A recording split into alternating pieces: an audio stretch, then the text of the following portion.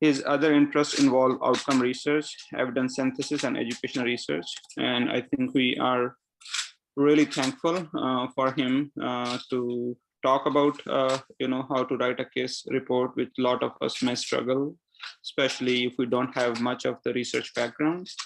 And this webinar is presented by Nishta Research Council, which is one of the committee of the Nishta alumni of North America.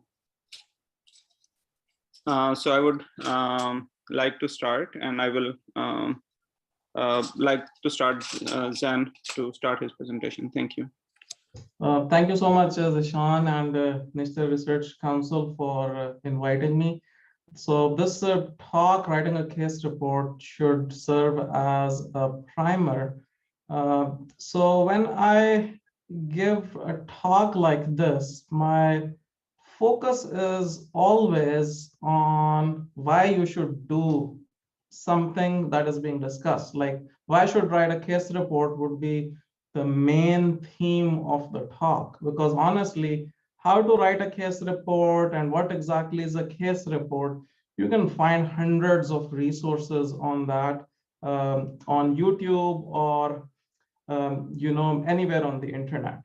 So let's start with what's my take on Nishta Research Council. I think it's very, very important to introduce, since this is going to be first of our many presentations. Like, who are we? What's our purpose? How do we envision things? And that's strictly going to be my own perspective or my own contribution. And in the other subsequent webinars, every presenter is going to give their take. Okay. So if you're not familiar, I would like you to familiarize yourself with this concept of golden circle, which motivational speaker Simon Sinek introduced many years ago in his TED Talk. And this concept, although originally was described in marketing or business, but if you look closely, this concept can be applied to pretty much anything you do. So whenever you embark on a new journey or try to find a new challenge for yourself, normally we are fixated on the what and how to do something, often forgetting why are we interested in that particular thing. And this concept of why is very, very important, as this is completely pertinent to the amount of effort you put in, the amount of self-motivation you can put in to a particular topic. So here, I'm going to describe my why, or how my vision is for the Nishta Research Council. And again, this is strictly my own personal perspective. So as I envision Nishta Research Council, it's a group of early career physicians. Most of us are in academics or overwhelmingly doing a lot of academic work. Most of the people within the council are from United States. Some of them are partnered from other countries as well. And our overall theme, or like why we are sitting on a Saturday doing all of this, is to pay back and basically train some of you people in methodology, so you are able to carry out some research activity on your own within the limitations of our bandwidth, provide some direction and some mentorship. And above all, like the most important thing, as I envision it, is to basically change a complete culture and establish a culture of research in our alma mater, Nishta Medical College. So let me start with my story, like how I got to where I am. And, then you will get some insight on how somebody who comes from the beginnings that are very similar to where you are right now, and hopefully you'll be able to trace this path forward. So when I entered Nishta Medical College, I had absolutely no idea what I want to do with my life in the long term, which I hope things are different now, but 13 years ago, things were mostly like that. It was, social media was not that powerful. We had very limited interaction with our seniors who had already traveled these paths. So I was clueless. And as I look back and see my research journey, I think it's important to mention some highlights so you can create similar paths for yourself. Okay, so I started Nishta Medical College in 2007. I graduated 2012, N56. I wanted to focus on research in my career. So I opted to do residency in an academic institution and a university program, and then I later on carried on as faculty. And along the way, I'm just gonna take 2 or 3 minutes to give you some brief highlights on how you can get started on a similar path to research, okay? So first of all, the number one thing you will need in research is basically to find good mentors who can mentor you in research, in your clinical skills, and overall. So if anyone has watched the movie Kung Fu Panda, it's one of my all-time favorite movies. There is a master chief who basically teaches Kung Fu and in general principles of life. So here I'm gonna highlight people who have mentored me, not only in research, but in multiple other aspects of my life. I'm sure all of you know Dr. Arbaz. He was the best graduate of a class couple of years senior to me. He's also leading the Nishta Research Council along with Dr. Zishan. And Dr. Kamran Mushtaq, he was the best graduate of the class 1 year ahead of me, and he has mentored me throughout my USMLE journey. So the first lesson, well, I should rephrase it. I'm too young to give lessons. I have still to learn a lot of important lessons. So the first takeaway is, if you want to get started on this journey, you absolutely have to find a good mentor, somebody who is already accomplished and somebody who's really interested in your career development and career growth, okay? So the next takeaway is basically you have to find your why you want to do research. And the bigger your why is, the more you're gonna get out of this and the more purpose you will feel in this journey. Because you can ask any researcher, it's honestly very, very tough to sit in front of a screen for 10, 12 hours straight, read hundreds of papers, and then put your thoughts in the form of manuscripts.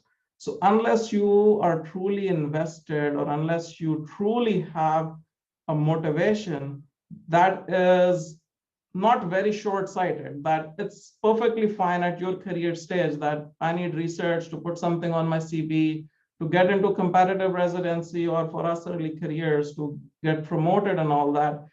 It's fine, but I want you to rephrase in your mind these things as byproduct of your why, not the sole why itself, okay?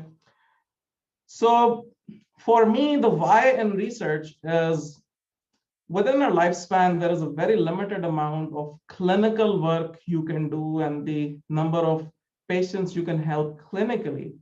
But the amount of work you put in research, that has a tremendous impact that goes on more and more with the passage of time. And it keeps going on even when we are no longer here in this world. Okay, so that's my why for research. And this is the thing that gives me motivation to keep doing more and more research, okay? Now, it's very important that you not only find your why, but despite your changing and challenging circumstances, you basically stick and persevere to that particular purpose, because that purpose and that why is going to motivate you when you are 12 hours down, sitting in front of a computer, working towards your goal. So after that, it's important to do some soul searching.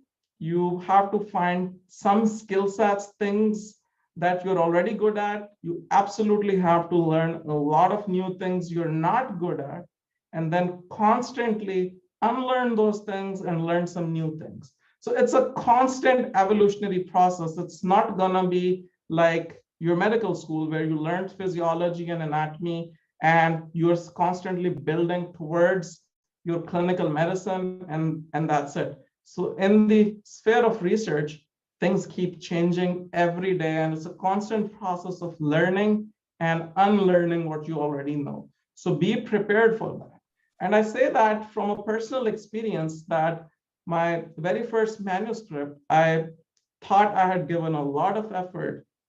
And when I sent it for feedback, it was an alien concept that in light of that feedback from a mentor, I have to revise this 3 or 4 more times. So be prepared for rejection, for feedback that is uncomfortable at times. So this is part of the learning process. Now, I know that most of the audience here is not from United States, and being through the system back home and in the countries, I know clinically we are very busy. We are serving a lot of patients with very limited resources, and honestly, we are doing a very good job at that. But of course, that has a price, that amount of clinical work often leads to some compromise in the amount of research and the resources available for research, okay? So what I want you to do is basically not get fixated on the weaknesses and the limitations of the system, but in this internet era, there is really no limitation to the amount of research you can do. I have seen people make amazing careers in research just with the help of a high-speed internet connection and willingness and motivation to work hard, okay? So let's start on how to write a case report. So again, going back to the concept of golden circle, why you should write a case report, okay? So most of my talk is going to be focused on why. Once you master this why of the case report, you're automatically going to know how to write it and what exactly is involved in the whole process, okay? So this is my main takeaway. And if you want to go away after this slide, it's perfectly fine, because that's 90% of the message I want you to take home from my talk. For all of you who have no research background, the only reason you should write a case report is to break your mental barrier about research, okay? So I know to all of us who have trained from medical schools outside United States or outside the very developing countries at cutting edge of research, we have no research exposure, and just getting involved in research creates a lot of panic, a lot of anxiety. All of this is a black hole for us, okay? So that's the number one reason why you should write a case report, is just to break that mental barrier and get started on this journey. You've often heard that it's very hard to take the first step. Every step after that comes very easy and very naturally, okay? So for half the audience who have something else better to do, you can just close this out. This is the message. You have to break this mental barrier of getting involved in research by writing through a case report, okay? And again, another why is we are mostly operating here. And I am very nervous putting this slide in front of two renowned psychiatrists in my audience, but this is a concept you should get familiarized with. There is a fixed mindset and a growth mindset, okay? I will encourage you to not only fixate at your problems, but look at them as opportunities, okay? Let me give you an example.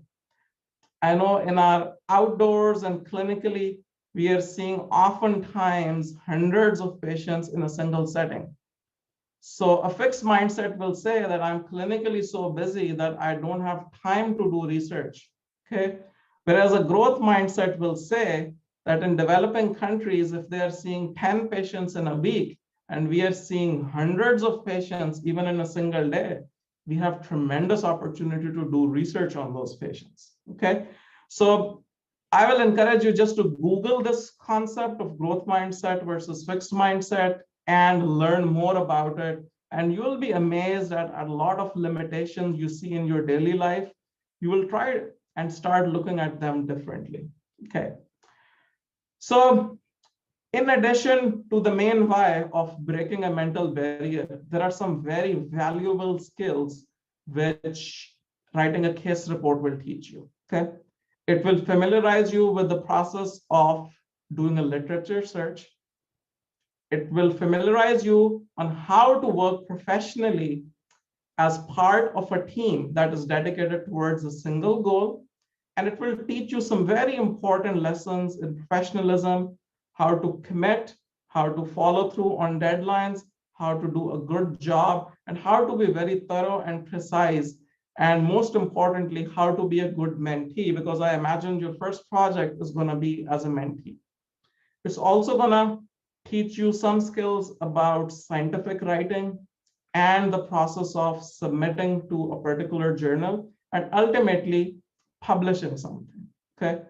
Now, a good example I always like to give is that by the time you are done with your medical school, you have tremendous amounts of medical knowledge in your mind. But unless you apply that knowledge to a particular patient, that knowledge is of no use to you. And you learn that during your clinical training and your internship and house job. And I can give you 10 hours of lectures on how to treat a patient with heart failure. But unless you yourself, under some supervision, are actually personally responsible for managing dozens of patients with heart failure, you're never going to get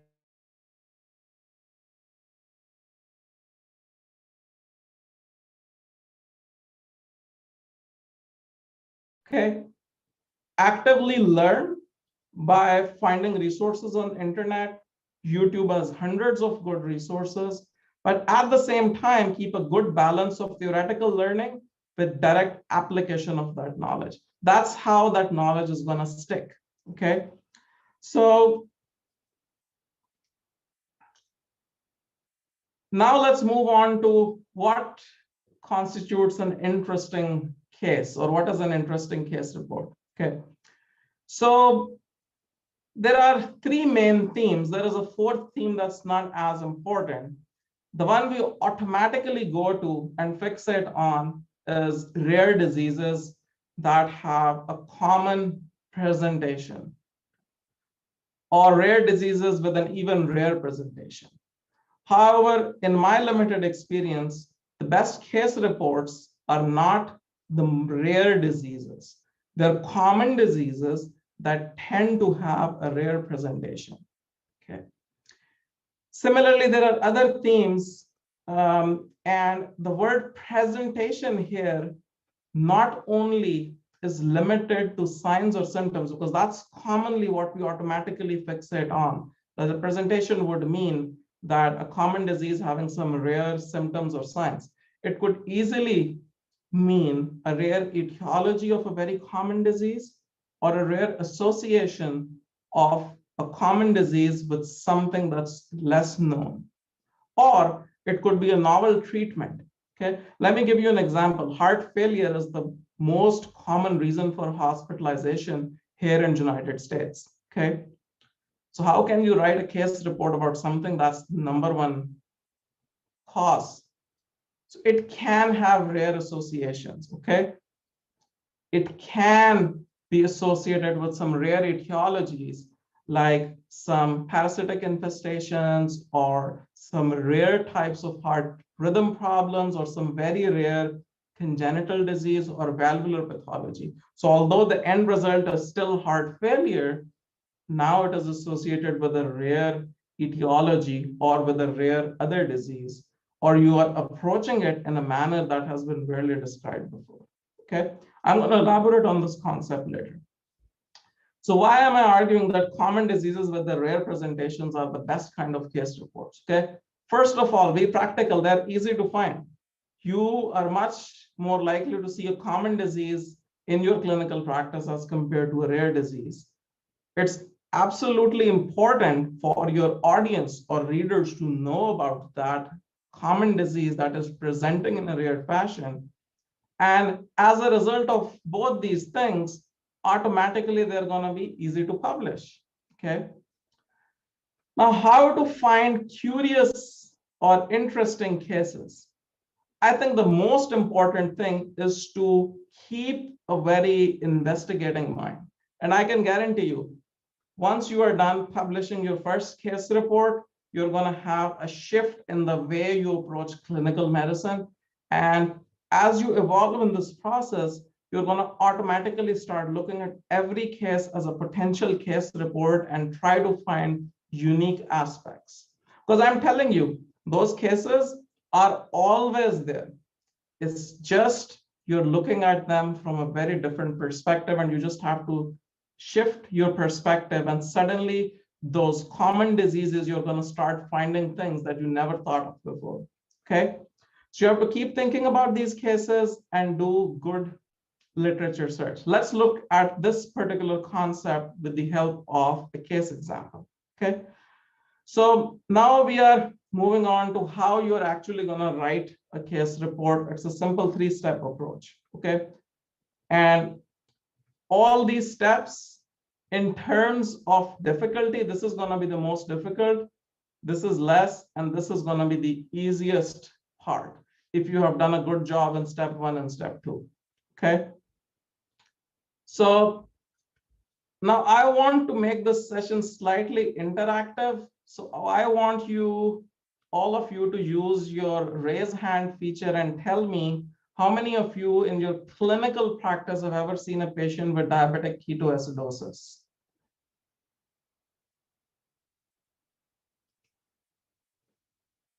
Because the case we are, okay, I'm seeing a couple of hands, a lot more now. Okay, excellent. So how many of you currently think that it is possible to publish a case report on diabetic ketoacidosis? I want to see some thumbs down here in your chat. I mean, it's a very, very common condition, right? Like everybody sees it. So how can this be a case report? That's absolutely insane idea, right? All right, let me walk you through a case. And this is a real case. Because of HIPAA reasons, some of the identifiers have been removed, but this is a published case, so you can see it later. So this is a case I saw in my intern year. 59 years old gentleman, known history of type 1 diabetes, presented with the classical diabetic ketoacidosis symptoms in the setting of non-compliance for last 3 days with insulin. Okay, so on his vitals, of course, he was very tachypneic, hypotensive, tachycardic, and important to note here, very hypothermic. On physical exam, we noticed some pertinent positives, that although he was oriented to place, his pupils were dilated and non-reactive with absolutely no light perception. Although his fundoscopy was normal with no obvious signs of any pathology. Okay. On his labs, for some of you, these units may be different than what you use back in your clinical practice. So simple way to know that this is a crazy high glucose value. Okay. And for pH, it's very acidotic. He had ketones, some element of respiratory alkalosis, high anion gap. And in light of his clinical presentation, of course, we had to check for all the common intoxications that would masquerade as diabetic ketoacidosis, like things like methanol poisoning or polyethyl glycol poisoning, things like that. Okay.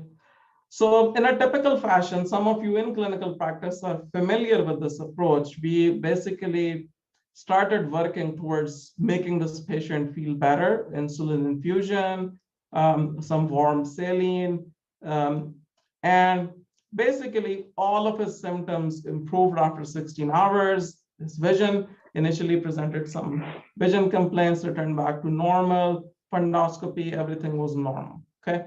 So now I want to pause here and again want you to use your chat feature and tell me if you've been able to identify anything interesting or unique in this case. Okay, let's make this interactive. Use the chat feature and tell me what things you find that are interesting or curious about the case we have discussed here. Excellent. Temperature, yes. Hypothermia is not a very typical presentation. Loss of vision, yes, absolutely. That's not a classic feature. And once we are done with this webinar, I would encourage you to go back to your textbook of medicine and verify what I'm telling you, if these things are characterized as classic DKA presentations or not. Absolutely. So most of you are picking up the point very well. Thank you. So this is, again, a summary of what I thought was interesting. By that time in my intern year, I had seen at least a dozen cases of diabetic ketoacidosis.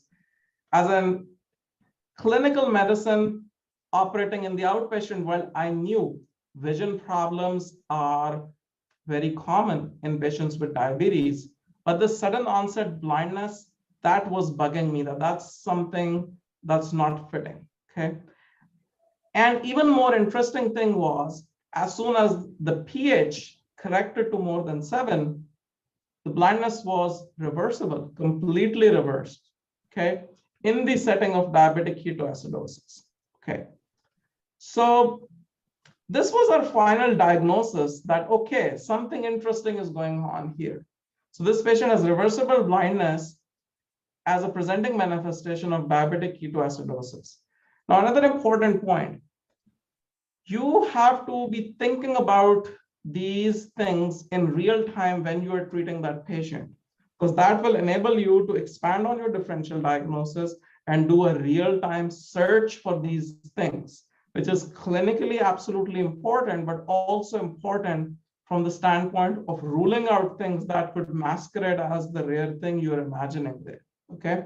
So in real time, we were thinking about these things. That's why we were actively working towards obtaining appropriate consults and imaging for ruling out these other conditions. Now imagine the most common theme I see. Okay, I see an interesting case when I'm working in the ICU, but I'm working in the ICU, so I'm very busy. I'm going to bench this case, and 2 months later, when I have an elective month, I'm going to go back and identify and try to write it up. So I think that approach is flawed at many levels. You have to be thinking about these things in real time.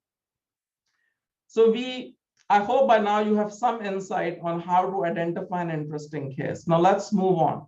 What I did next is search on the common platforms if others have seen similar cases, okay? And you have excellent YouTube videos on how to search these platforms, so you can do that easily, even if you don't know now how to do that. And these are some of the questions that were going through my mind, like how many similar cases? What makes my case unique as compared to previously published cases? And then again, you have to analyze if it is still worth to go to the next step, okay? So these are the answers. I found only 3 cases at that time. All of them were in ophthalmology journals, no internal medicine journals. And I thought it's absolutely worth it to pursue this as a case report, okay? Now, step 2, before you email somebody to mentor you for this case report, I want you to do this homework by yourself and actually write what makes your case unique as compared to already published cases. I have made this mistake so many times. I thought this case is interesting. My next step, instead of doing my own homework and searching these things out, was to just email my mentor that, okay, I think this is interesting, deal with this information. So I think that's the wrong approach. You have to do this homework on your own, identify that case, read similar cases, write on a paper what makes your case interesting. So this is what I thought. Only 3 cases, so it's still rare. No internal medicine journal had published this before. Diabetic ketoacidosis is very common in internal medicine, and it is important for clinicians to recognize a transient blindness can be a presenting manifestation, okay? And somewhat important to hypothesize or describe the mechanisms of your findings, okay? So you are done with literature search, step 2. The third step, which I know all of you are very afraid of this step, but trust me, this is the easiest step, okay? This is absolutely the easiest step in writing the case report. The hardest step is step 1, After that, it's step 2. Okay. So let me walk you through this exact case on how we wrote it. So step 3 has 3 basic elements. Everything you will write, it has a certain structure. So this is just like filling out forms or applications. You have to fill in something under your headings, and by the time you're done filling out all your headings, your paper is done. Okay. So the basic 3 elements are introduction, presenting your case, and discussion. Okay. So what goes under an introduction? Okay. It's very important to be brief. In 2 or 3 sentences, you have to give a clear message on why this case is important and a 1-line summary of what we are talking about. Okay. And I'll give you an example later. Next, why is it interesting? So acknowledge the difference. The first sentence was a basic background and importance, why it is important to read what I have written below.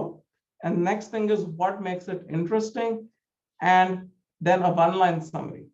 Okay.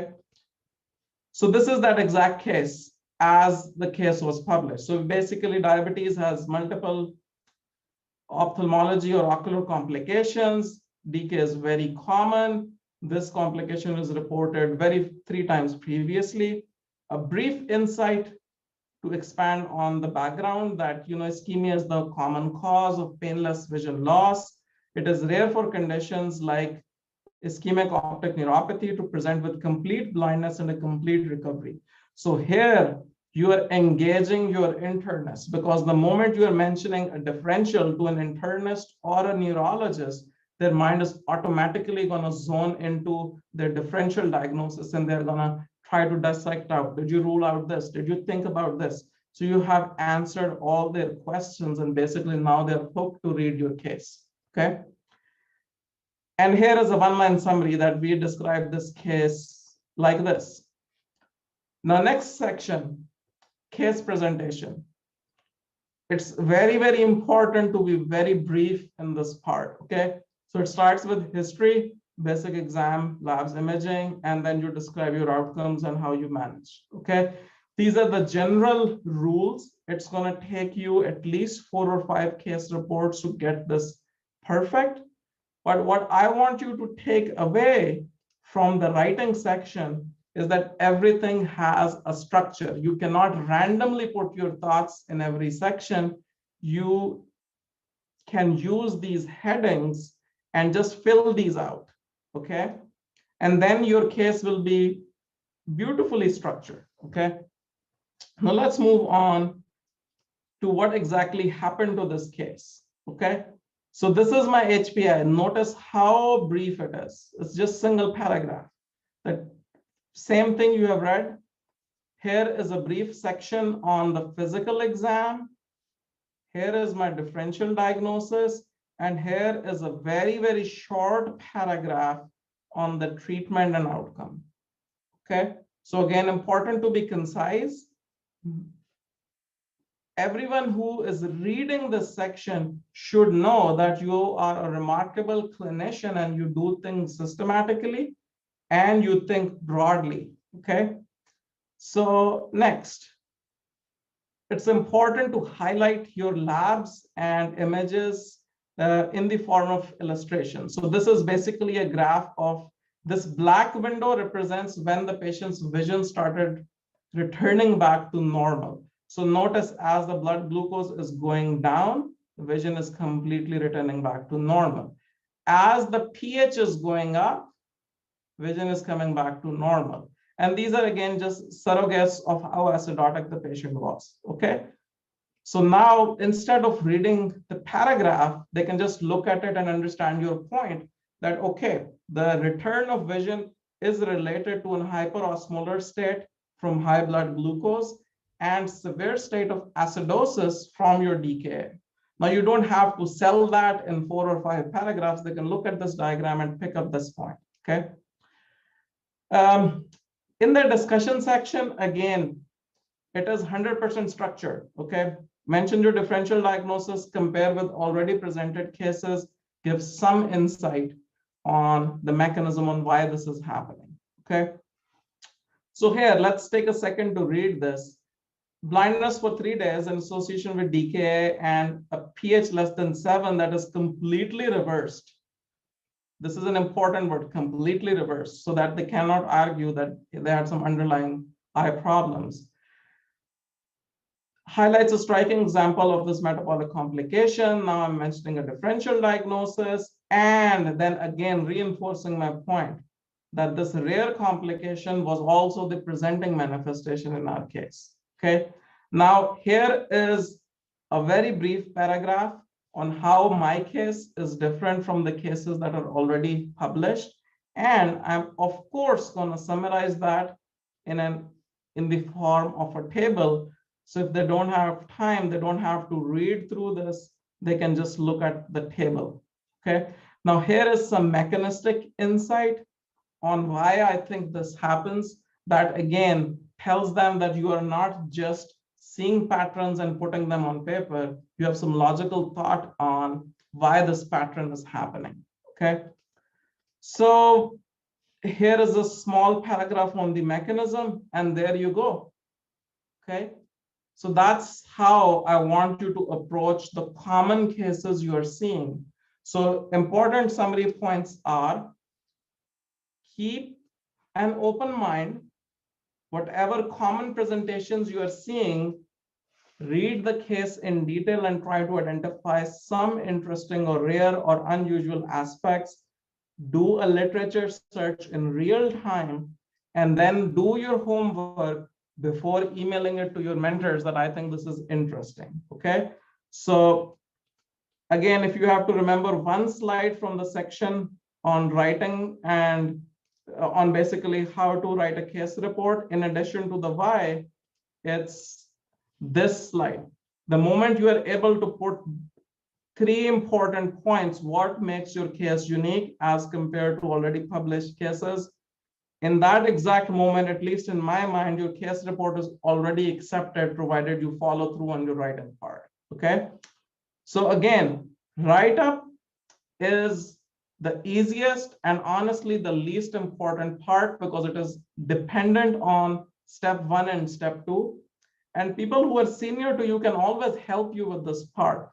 The most important work happens in identifying the case, doing a literature search to find something that's worth writing. Okay, so let me give you some more clinical examples, as I know most of you are clinicians, so this concept is easier to digest outside the settings of this exact case. Okay, so this is another case I wrote in residency. Now again, how common is pancreatitis?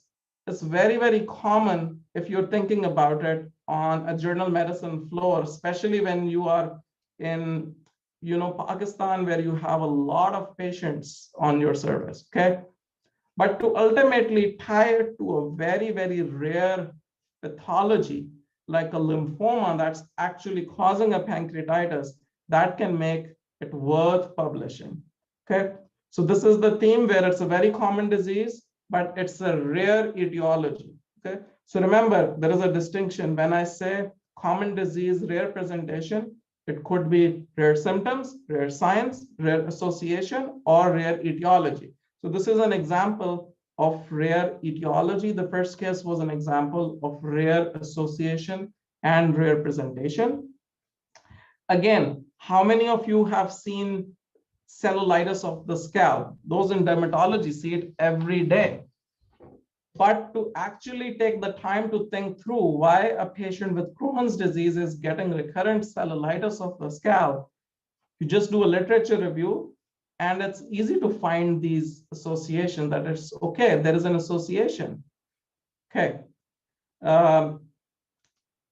Now, those of us in cardiology, we see a cardiac tamponade not that infrequently. We see at least 2 or 3 cases in a month. Okay, some of these patients are on blood thinners, and at times we cannot identify any cause why there is sudden accumulation of fluid around the heart that's causing a patient to crash. So here we had a case like that. We did a literature search, and we were able to identify around 20 or so cases. Now, how do you make something interesting that has already been published 20 cases? Okay, because I think that the question mentioned here is excellent at the right time. So your question was how many case reports allows it to a case report. So this case had like 20 or I think 25 similar cases. So how do you make that interesting? Okay, you can always summarize all those cases, try to find patterns on those cases. Because for this specific condition, even from clinical trials and observational research, we don't know much about these patients. So for a clinician out there somewhere, he can either read those 28 cases separately if he has the time, although I'm telling you, there will be very few clinicians who have the time to read 28 case reports before they're ready to apply on their patient, or they can read a systematic review of literature where somebody has already read those 28 cases, try to find common themes and patterns, and then summarize the highlights for you. Okay, so this is to answer your question. It's okay to be limited, but it's okay not to be fixated if they already had a lot of cases published. Okay, you can always find an interesting angle. Like in this case, the angle was a male patient with history of cancer and with use of apixaban, and then we used a literature review to basically highlight our point. Okay, and you can always publish interesting imaging findings. So for those of us in radiology or any other imaging modality, you can always publish imaging vignettes in your journals. Okay, so I'm going to take just 2 minutes to describe some basic ethics. Okay, because this often becomes an issue if you're working in a large team. In my mind, and if you read journals and the guidelines usually every hospital has for research, you as the primary clinician for the patient have the first right to identify that case and write it. But if you have failed to identify and somebody, let's say on a consult team, has identified that as a case and the thought never crossed your mind, then it's okay to collaborate with them and let them write it. Because in my mind as a researcher, it's very important to respect whose original idea was it to write that case. And again, I know Dr. Naveed is very, very particular about these things, like follow through on your timelines. Otherwise, if you are writing these cases, they're never going to get published if you're not following through on the tasks you have promised to the rest of your teammates. Okay, so it's very important to be upfront about authorship issues. In general, the way I basically deal with this is if you are the writer of the first draft and it's a good draft, it's not a draft that has to be rewritten completely by the senior, then you deserve the first authorship. Middle authors can always help gather these tables, help you with search, put figures together, and format it according to a particular journal. And usually the senior most person who edits and reviews it is like the last author and the corresponding author. For case reports, it's really hard to justify that you need a team more than 4 unless you are doing something, like a systematic review along with your case report. Always good to find friends in radiology and pathology because they can give you those beautiful images that highlight your case and make it interesting and more meaningful.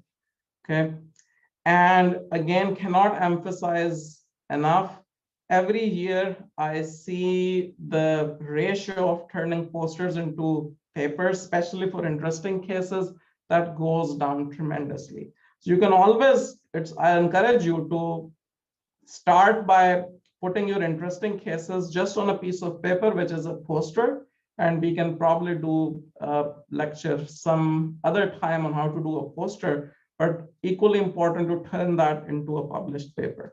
Okay, so again, everybody starts with case reports. I started with case reports. I find immense value in them. If you are particular about your steps and a systematic approach, it's much easier. And again, one of your motives is to contribute to science and write it, but a very selfish aim for you to get involved in case reports is to break that mental barrier and actually get started on research. And, trust me, once you are done publishing a single case report successfully, all that mental barrier is gone. Now, this research thing won't be a big black hole for you. It's going to be something very, very simple and straightforward for you. Okay. Now, here is a quote I really love. It summarizes what is actually research. Okay. So it's the distance between an idea and its realization. Okay. So that gap is actually what research is. Okay. I'm going to take this opportunity very shamelessly to highlight how beautiful the medical center I work at is. So this is Oklahoma University Health Sciences Center. This is our new patient tower that was just completed like 6 months ago. This is our children's hospital. And this is an overview of University of Oklahoma. We have multiple campuses, like a public health college, a VA hospital, a whole building dedicated to research in rheumatology, library, at least 2 new bed towers, whole building for our clinic patients. And this is actually the Academic College of Medicine building. And with that, let me quickly answer more questions before I open the floor to your questions, where you are welcome to interact with me. Collaborate in research writing. Okay, so let me go one by one. So how do we identify which journal to submit? Excellent question. It's very easy. You just see which journals have published similar enough cases, and then you first try to target those particular journals. But in this today's day and age, there is really no shortage of journals. You just have to identify a journal based on how interesting you think your case is. Here, it's okay to play with numbers a little bit. Like if you are reporting the 3rd or 4th case, it can potentially go to a high tier journal, as opposed to if there are multiple cases and your angle is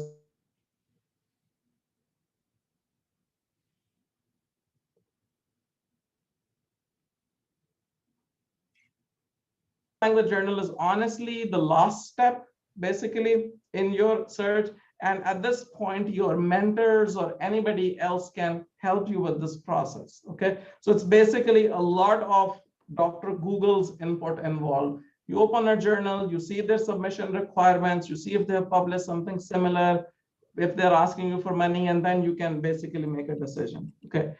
Will you be able to collaborate in research writing? So for case reports, I always encourage involve a specialist. Okay, like if it's a cardiology focused case report and you have already done your homework, step 1, step 2, good to involve some resident or a fellow or your local faculty. Always encourage, always involve your local faculty. They have some valuable clinical input. Okay. And then yes, in terms of editing, the last steps, the fine tuning, improving the flow, improving the language, absolutely I can help. And I'm sure everybody else in the research council can help you. But don't just skip to step 3. Okay. Do a good job at step 1, step 2, involving your local faculty, and then move to step 3. And we are always looking to help you. Absolutely agree. This is a beautiful campus. That's the reason I'm here 7 years and hoping to stay here for a long time. In general, you don't need IRB approval for case reports. You can look at journal requirements. Most journals require you to fill a form from the patient. Okay. And that's why important to do these things in real time. So you have the patient there and have them sign the form. Okay, to sign it for multiple journals, since you won't know where it will get accepted. Extremely important to remove as many patient identifiers as you can. So it's not a HIPAA violation. For those of you not very familiar with HIPAA, in a nutshell, it means somebody should not be able to read that case report and actually identify that patient. Okay. Okay, I think I've answered Dr. Zishan's question. Yes, I'm sure we can have the recording available. And now, I will encourage, if you want to interact, ask questions in person, in addition to the chat, you are more than welcome. Okay.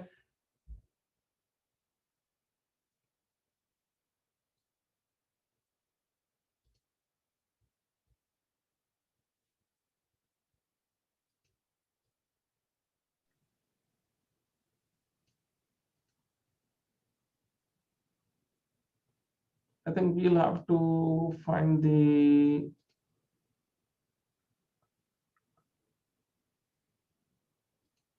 unmute button. So if you can raise your hand on the right-hand side in the participants, there should be an option to raise your hand. Or if you can't find that, just you can just speak up, and anyone can ask a question. Dr. Iram Khan. Assalamu alaikum. I just have one question. What do you think should be the timeline to start and end a case report? Ideally should it take? I know for the beginners it's going to be a little bit longer, but for a for an interesting case, how long should be the deadline for? I think important to identify the case while you are seeing the case. Like if you're seeing an interesting case that's admitted to your medicine service or somebody you saw in clinic that day and ordering some investigations, that evening, do your literature review and see if that's something interesting. Or when you get your diagnostics back and you have verified that whatever interesting thing you were thinking that's there, do a literature review that particular day, and then clinically indicate or rule out your differentials and all that, and write that single page which I mentioned, what makes your case unique and meaningful to the scientific community. Okay, once you have that page written, after that it's fine to take your time. You can take up to 1 or 2 months, because I know as you're getting started, it's going to take you some time. I was lucky my case had 3 previously published. Maybe you have to go through 15 published cases. And I realize the limitations. Maybe you don't have access to all those journals back home, and you're waiting to hear back from somebody here for collaboration. After that, things are not that time sensitive. But in my very limited experience, if you have waited more than 3 months, then just be real to yourself. It's not happening. You're never going to write that case. Okay. So summarize, do step 1 and step 2 quickly.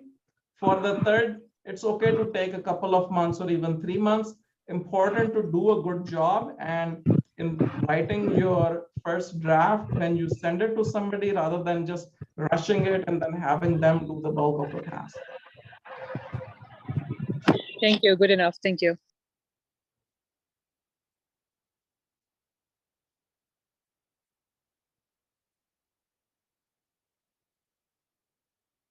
Okay, there is a good question here. What are some who don't charge a fee for case reports? Yeah, that's an important question.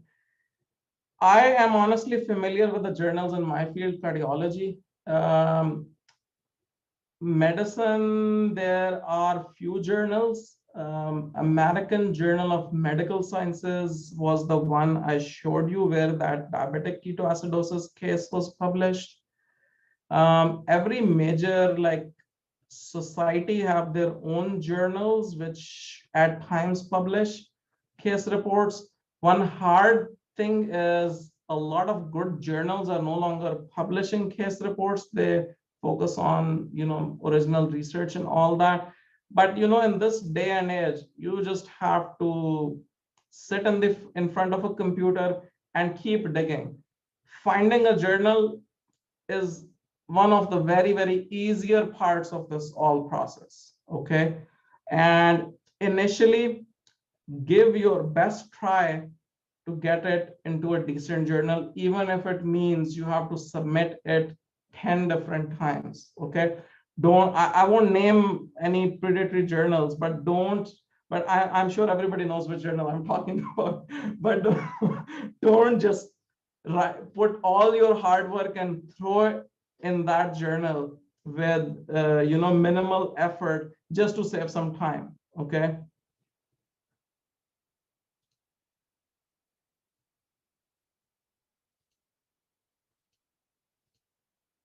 Okay, let me see if there are any other questions here. Hello, Dr. Azad. Hi. Namaste. So I had to ask you one question. Since I myself am a medical officer and I'm not currently working in a higher medical, tertiary medical center, so I might not be having all the investigations done at my center. So if I get the patient referred to a higher center, and will that be, can I publish that? Patients? Absolutely. Like, let me give you an example. And that's some cases I saw during medical school. Like we had a very interesting presentation of like tuberculosis. I remember half the details now. But that patient had like histology and pathology at like a different center, specialized MRI at someplace else. So that's an excellent opportunity to actually collaborate. Okay. Like if your diagnostics or imaging or histopathology is going somewhere else, always involve them. Okay. Invite them, get the slides, absolutely put their name on the paper, get their input. That's an excellent opportunity to collaborate even for your future cases. Thank you. Thank you so much. I think I saw Muhammad Tahir's hand. Let me just ask to unmute.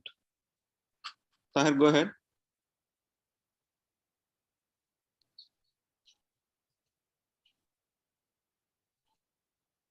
Yeah. Let's see.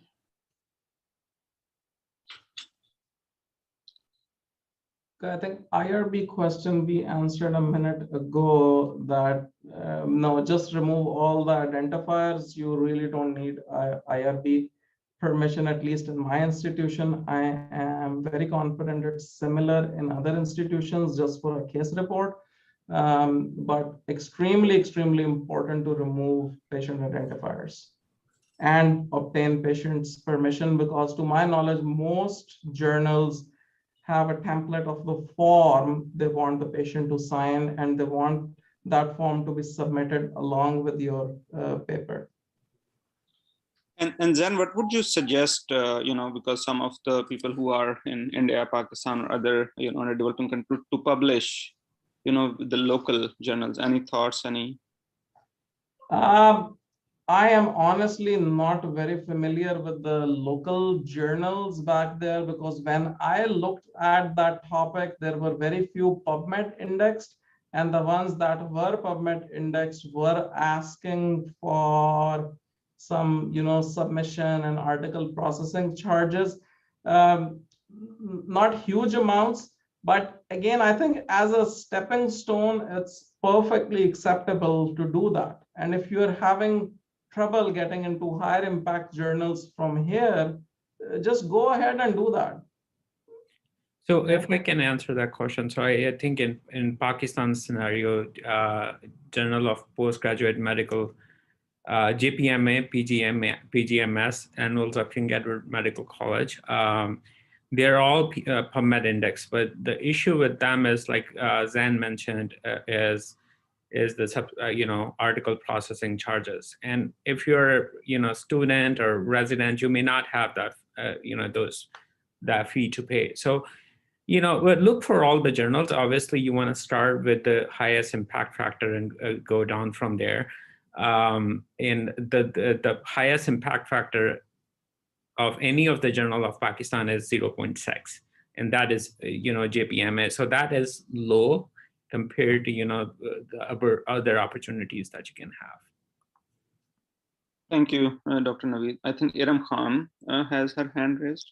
Yes, Yes, go ahead. yes. One more question. It's I'm going to start my residency in psychiatry pretty soon. So my question is it possible to go back to a case that you have seen in the past and do a case report on them? I mean, obviously it's related to psychiatry. Yeah, absolutely. I have done that.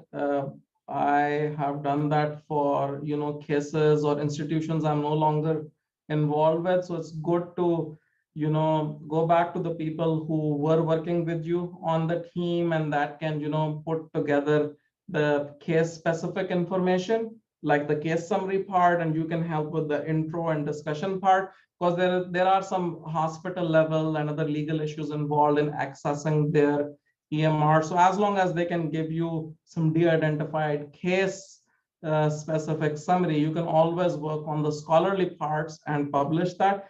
And it's always good to, the way I do it is keep a library of cases that you think are interesting. And even if you don't have a lot of time that day or that week, you can always go back and, do a full search to see if it's interesting. So to answer your question, yes, absolutely possible, as long as you take care of all the legal and HIPAA and IRB issues. So best to involve local people there.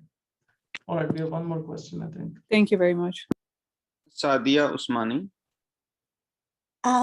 Thank you, Dr. Zan. It was a great presentation. I just have a question just connected to Dr. Iram's question. My question is that if we do go back to our old cases, how do we get the consent from the patient? Because at that point we have, the patient is not there. Yeah, so the way I have tackled this is, again, get help from local people. Like, if somebody on that team is now that patient's primary care, so just shoot them an email that the next time the patient comes for his visit, have them sign that, patient permission or consent.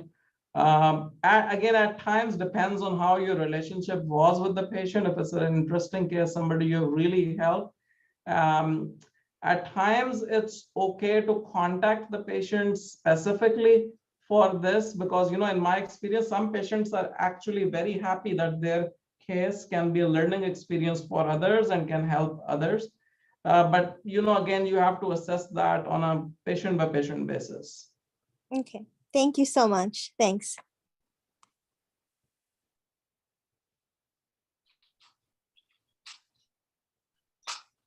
Okay, one more question we have. All right, go ahead.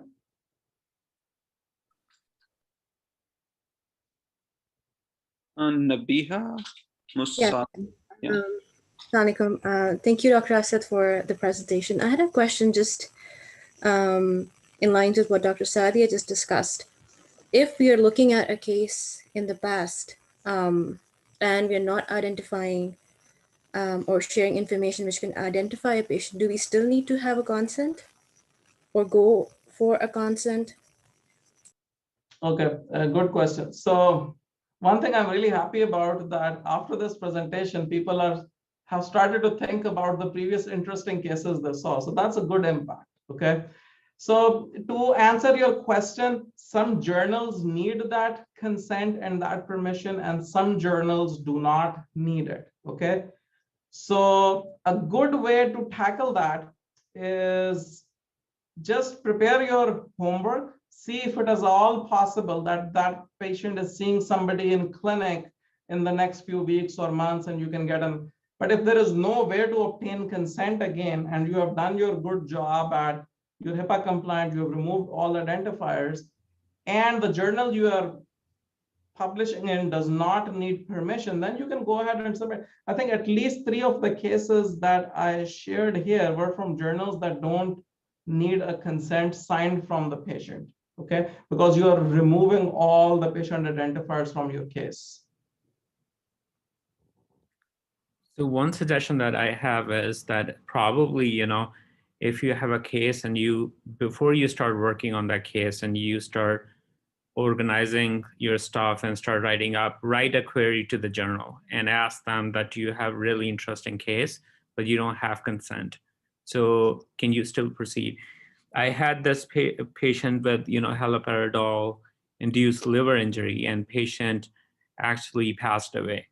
So I did not get a chance to get the consent from the patient, obviously, and it was an adult patient. So it was really hard to track, the guardian. So I just wrote it to the journal and I asked them, this is what happened.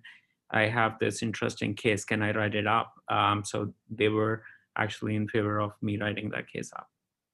Okay, let me quickly answer that next question. Similar for case series. So case series is going to be exactly same. Okay, instead of the case presentation section, you're just going to briefly summarize all the cases you have and put together good tables and good illustrations.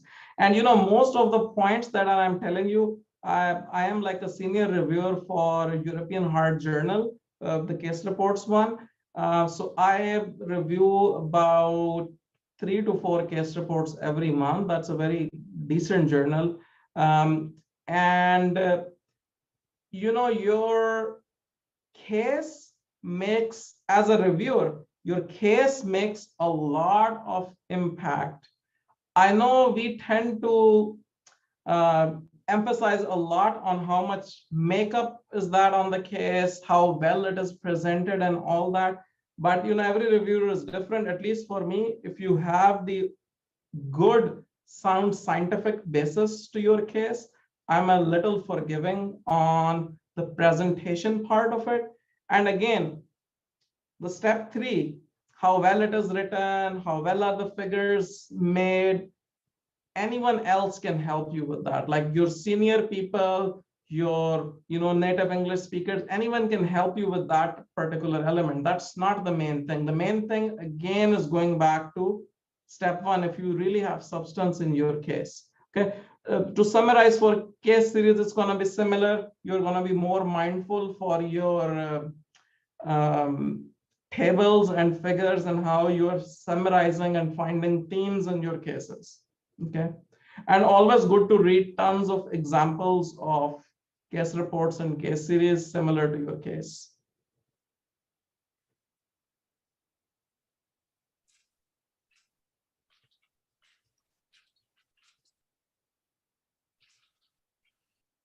So no, thank you so much, Zen. I think one thing that commonly happens, especially people who don't have lot of experience. Let me just have, I think Nabiha raised her hand. I think let me just have her ask the question. Yes, Nabiha, go ahead, please. Thank you, Dr. Sadiq and Dr. Asad. I just had a question in continuation with Dr. Sadiq. Answer was that as students, we're not aware about which journals to submit to or how to approach in the first place, especially when it comes to medical school, when we do get to see cases. So in that case, or someone who's starting this as an initial